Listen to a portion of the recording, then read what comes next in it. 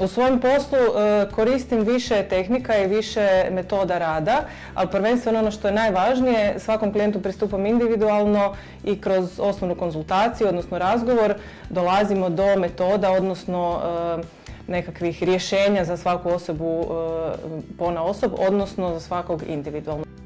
Jedna od meni najdražih komplementarnih metoda je aromaterapija, prvenstveno kroz aromasaže koje su izuzetno ugodne svim klijentima.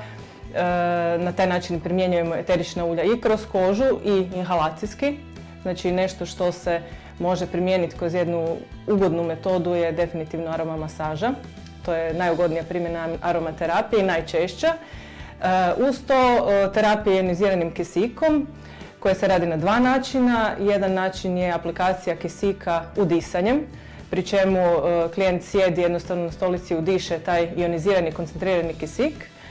A drugi način je terapija kože kisikom, odnosno koncentriranim kisikom izvana, što kada se ukombinira sa udisanjem daje jako dobre rezultate po pitanju brže regeneracije kože, njege oštećene kože, kože sa proširenim porama, masne kože i ostalih problema i takozvani popularni anti-age efekt koji koža, odnosno osoba iznutra dobiva, paralelno s time što se i koža tretira izvana. U aromaterapiju definitivno spada i aromakozmetika, odnosno takozvana prirodna kozmetika.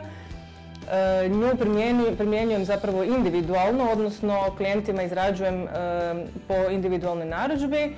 To je jedan dio, a drugi dio je izrada prirodne kozmetike na radionicama, gdje se može naučiti kako izraditi svoju prirodnu kremu, kako izraditi šampon, gel za tuširanje, pastu za zube, čak i prirodnu šminku. Dakle, sve ono što možete zamisliti od kozmetike da koristite u svakodnevnom životu, to se može napraviti i prirodna varijanta od toga, što može biti vrlo zabavno i svakako korisno za svakoga.